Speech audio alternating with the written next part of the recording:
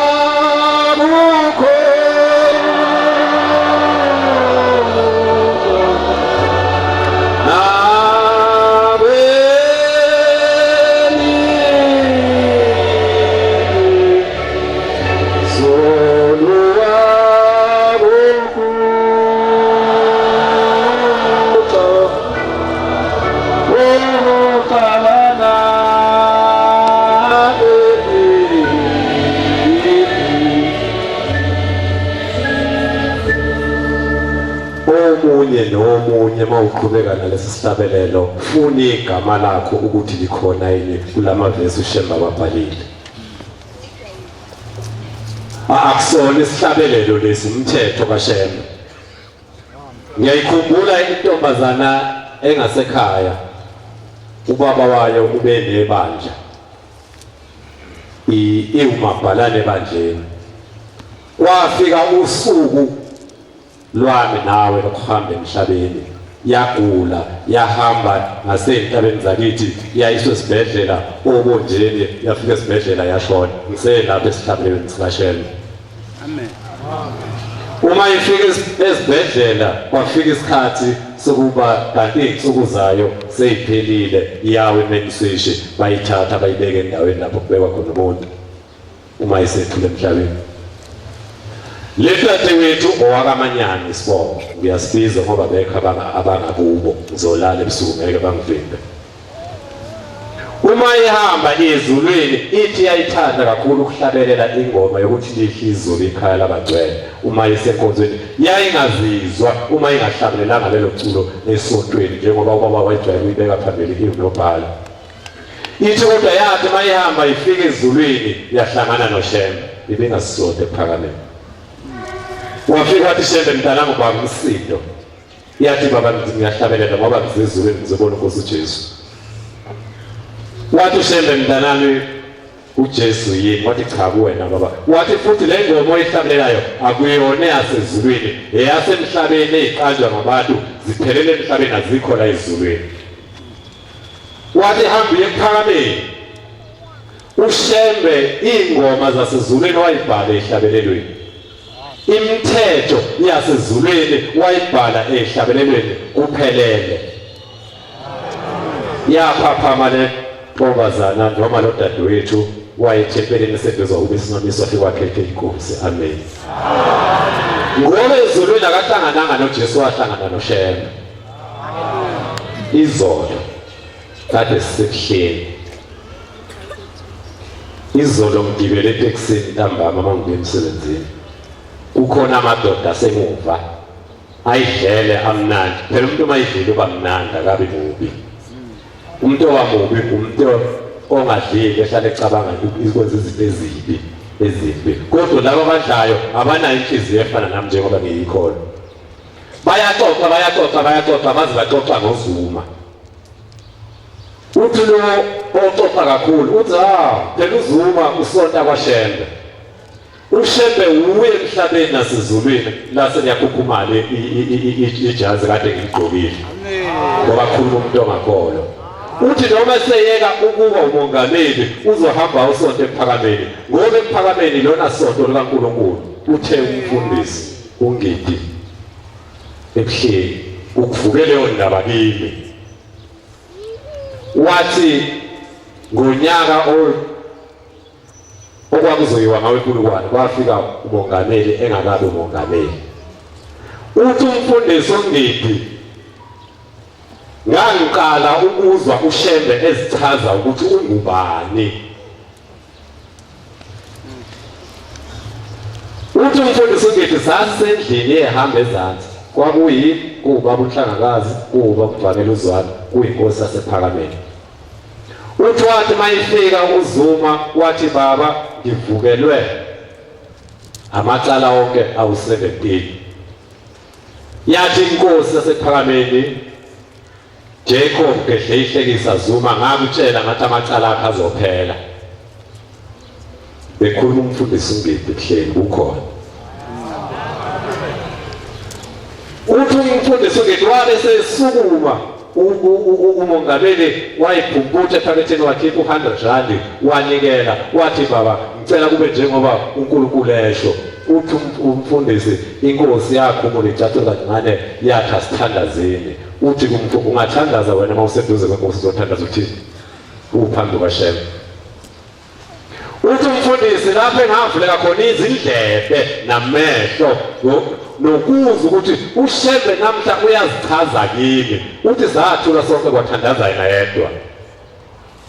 Uthi esikoleni ngabe ngiphakamisa isandla uqagela ukuthi wathandaza thini?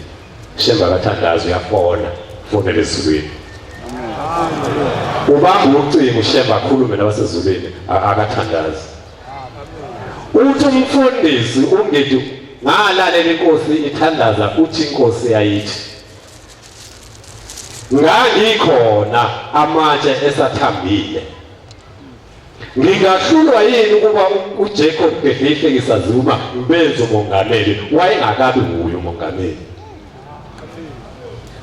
Ngangikhona amatshe lawa semhlabeni aqinile esathambile. Mina ngingahlulwa yini uJacob Zuma ngimenze abe umongameli waleli zwe leSouth Africa? Uthe mayifike ekuthuthukeni ngakagcotshwa yathi inkosi sivakashele umongameli waseSouth Africa.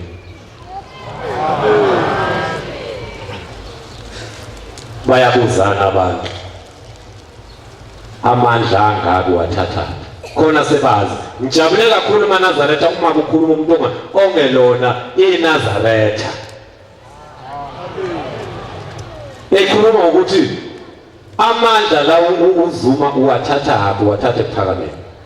MaNazaretha uShembe ufuna sibe yilento ekulesi sihlabelelo sika 199.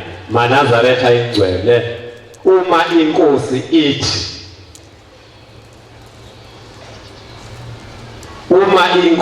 ithi kukhona abazoloba amagama abo, kukhona abazosula amagama abo, ukuzibheke uzizwe ukuthi usekhona yini esontweni. Ngoba uShembe lokho akukhulumayo akakucabanga, ufunde ebhukwini lasezulwini ukuthi ukhona yini.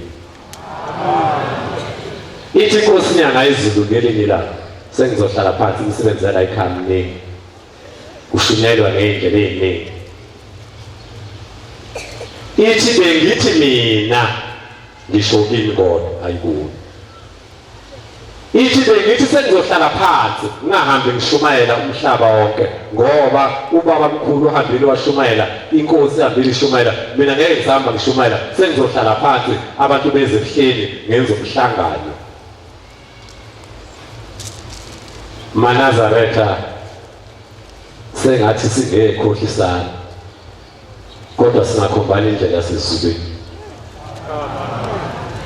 singakhombana indlela ebheka kuShembe ngoba kwelizayo uShembe siyombona. Ithi ngibiziwe ebusuku ngabizwa ngilele kwathiwa ngiye ezulwini ngiyafuneka. Shembe umuntu kusho umuntu ngoba ezazi yena. Mina nje ngoba ngizazi angimazi uShembe ukuthi ubani, ngazi ukuthi uShembe uNkulunkulu ngoba nasezulwini ngiyobona yena. Khona ngizokutshela khona bese ngihlala phansi ukuthi ngisho kanjani ngiyobona uShembe ezulwini. Uthi ngithe mangifika ezulwini nganikezwa amaqoma, iqoma elilodwa beligcwele amabele, elinye lingenawo amabele. Kwathiwa Shembe nanka amabele awuwele uwahlukanise amabele namakhoba. Ithi inkosi inyanga izulu ngoyelile amabele namakhoba. Ithi amakhoba abe maningi agcwale isitsha, amabele aba mancane. Kwathiwa Shembe uyabona ukuthi bangakanani abantu abazoza ezulwini njengokuthi wena ngeke usashumayela. Bangakanani abantu abazoya esogweni njengoba amabele amancane. Lokho uchaza ukuthi bancane abantu abazoya ezulwini njengokuthi wena bangamakholwa bonke abayi bonke ezulwini.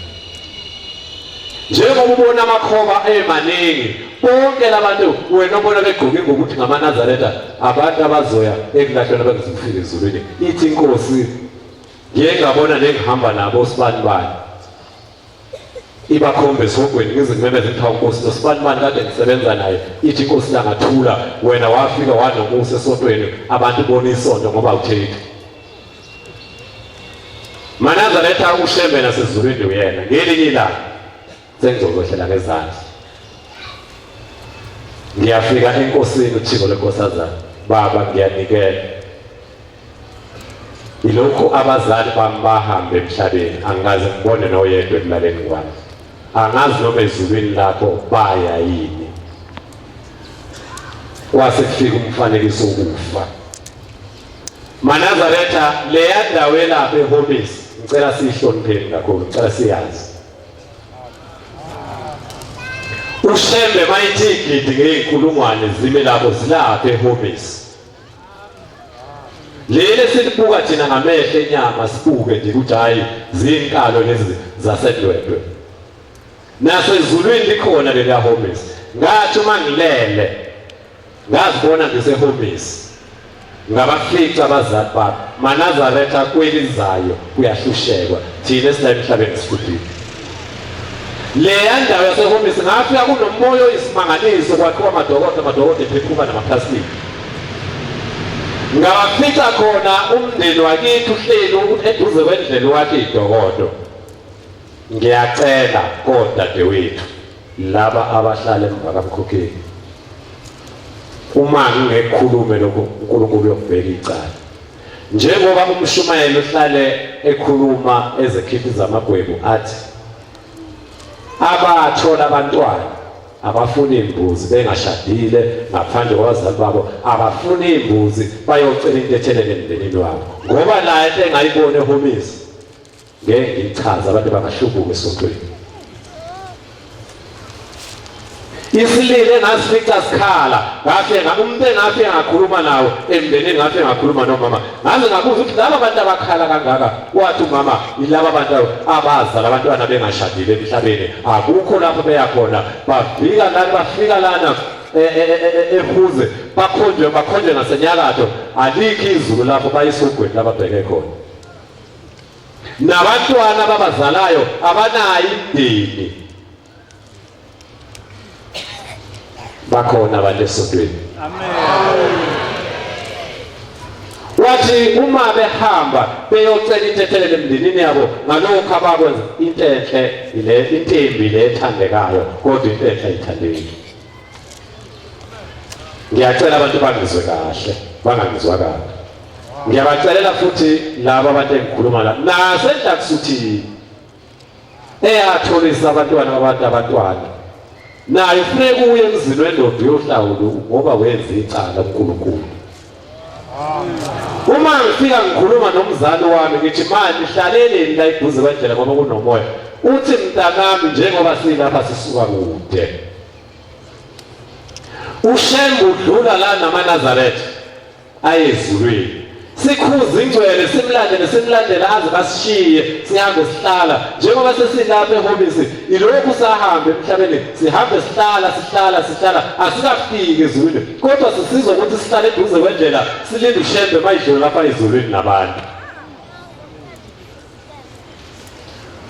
ngithi manje uhlala lapha kuze kube nini uthi imali engasinikeleli ngisicela uShembe kuba asivule amasango asimebe angeke sifike ezulwini nemithwalo sanezona sahamba sizenzile ningasinikele lona sizongeke sifike futhi phambi kaNkulunkulu ithi inkosi ngelinye ilanga sengihlala phansi lokho engizokukhuluma ngicela laba abasebenza lo msebenzi ukuthi bakhuphula abantu bangakuthathi laba bahambe bethi bayakhuphula emzini yabantu bangakuthathi lokho engizokukhuluma umkhulu wami uyahamba enkosini uyanikela uthi baba ngiyokwenza umsebenzi ngicela umsebenzi wami engizowenza ekhaya emzini wabamkhulu ube yimpumelelo ithi inkosi mangikhumbula kahle noma ngangimncane kwaku 1979 angakangena sisokodwa ngangimncane ithi wobiza aManazaretha azothandaza bese lehlabelela isihlabelelo sesithupha esithi sakubona kuphakama sakubona Judiya kubabeke abafowethu ngoba imndeni yakini kude noNkulunkulu noma lezi zinto imndeni yakini ayisondeli kini kodwa babohlabelela leso sihlabelelo siyawuqoqa umndeni wakini siulethe ekhaya siusondeze eduze kaNkulunkulu ingakho ngithi khuli abathi bakhuphula abantu bangakuthathi lokho bese behambe bethi wakhe uShembe leso sihlabelelo esikhuphula abantu cha ngisho njalo kodwa yayisho kithi inkosi ukuthi hlabelelani isihlabelelo sokuthi sakubona kuphakama ngoba imndeni yakini kude noNkulunkulu Manazaretha ingcwele siphambi kukaThixo siphambi kaMnikazi wethu ngiyacela ukuthi sibe bahle hayi ngobuso sibe kahle sibe mnene, hayi ngokugqoka. Ngemisebenzi yethu senze imisebenzi ethandwa uShembe, senze lokhu uShembe akufunayo asifundisa khona. Ngiyacela ke maNazaretha, njengoba ngibona uNkulunkulu lo beguqe phambi kwami usevala ibhuku, sengiyoze ngiyone inkonzo kaNkulunkulu, kanti ebese sikuko inkonzo yeSabatha elehle ezulwini leza kuthina kwasekugcine. Sengathi maNazaretha singathandana, umoya wami uthokoze kakhulu uma ngilapha ngaphandle ngizwa omunye ubaba uletha umlayezo kimi, kanti bengingithi uma ngilalela izinkulumo zingangiphathi kahle. maNazaretha kuba khona kwethu esandlanweze singazenyezi, ngoba uShembe owakhipha igama lokuthi la ekhaya kuseNazaretha wasibekela umshumayeli, wabeka umuntu ohlakaniphile ngendlela esimangaliso, kodwa ukube waye esikoleni wafunda ngawo umshumayeli akahlakaniphile. Phela umuntu ofunde kakhulu akahlakaniphile, ngoba uma ungamphuci into eyincwadi ayifundile ayikho into azokuxoxela yena uzona, ngaphandle ukuthi akuxoxele into ayifunde ebhukwini. Kodwa nje okwendalo nakuthiwa uNkulunkulu akanakho, ngoba uwazi lokho akufunde yena kuphela esikoleni.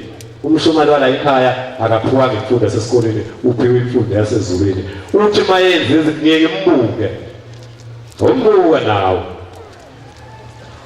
umbuke nawe. Uma yenza izinto akazenzi izinto azitshelwa umuntu, izinto azenzayo uzitshelwa ingilozi. Kukhona into ofanele sisabe maNazaretha, njengoba ngiguqela isiyavela ngicela uNkulunkulu angithethele bethe sengiyayeka, kodwa kuhle ngikhulume ngoba kukhona obaba asebeyitolika kabi lento le. Kukhona obaba asebeyitolika kabi le yethu la yokushumayela. Ngelinye ilanga kushona umshumayeli ekhaya,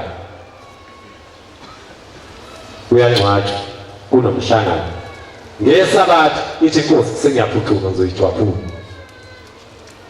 Ithi inkosi la ngamayishumayela, ithi maNazaretha uhambe umshumayeli la ekhaya uhambe kahle, ngokuhambe kuyinyanga umhlangano, akanasono, akho zono ebeseduze kwazo, ube phambi kaNkulunkulu elindile uyongena ezulwini, kodwa akakahambi umshumayeli sinaye ula uzohamba mhla kuvala umhlangano. Nami eseyahamba uShembe esehambisa imisebenzi kade yenziwa kumhlangano, uzohamba ngaleyo langa maphambi umsebenzi, ngoba makuvala umhlangano ngiye ngihlale mina ngilinde uShembe alande umsebenzi kade wenziwe emhlanganweni. Kusho uShembe uthi uyalinda uShembe, uthi ngicela abantu bala eMziphathu kwakuseseMziphathu ngabe eNkanyezini balinde, akekho umshumayeli okhona ozogcotshwa. Ngoba umshumayeli la ekhaya akakahambi ezulwini ahambisa imisebenzi kaNkulunkulu kade yenza. Uzohamba ezulwini afika libeke imisebenzi ekade yenza ezulwini, bese kukhishwa umshumayeli ebuye ke esezogcotshwa. Wavala umhlangano wahamba wayilinda ngoJuni, waye ebuhleni ngesonto lokuqala wafika umvangeli omdlulu esengumshumayeli, umfundisi uMadlala esengumshumayeli, nomfundisi uMbuyazi engumfundisi. Bathi sithunywe inkosi, ithi akakafiki umshumayeli la, akukazi ugcotshwa muntu, sicela ukhethe indoda ezokhipha ilata imemeze isonto, ngoba umshumayeli la ekhaya akafiki. Ithi inkosi uma kugcotshwa umshumayeli angazi ugcotshwe yini noma ngikwenze lokhu la ngifuna ukuza khona, kodwa ke ngake ngakukhuluma ngelanga base bengitolika kabi abajwayele ukubhala izinto bazitolike kabi.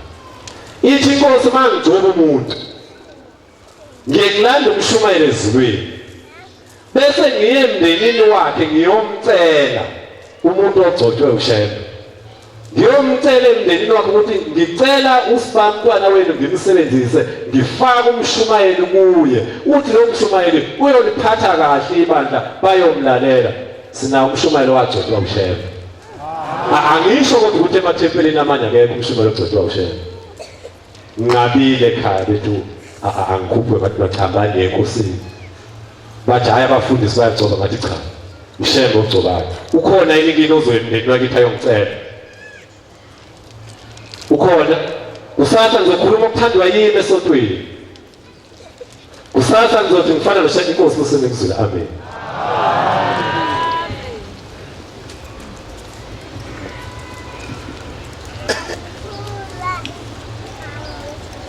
Siyabonga amazwi esizwile uNkulunkulu waphefumulela endlebeni zethu nasenhlizweni zethu lapha kunenhlansuthi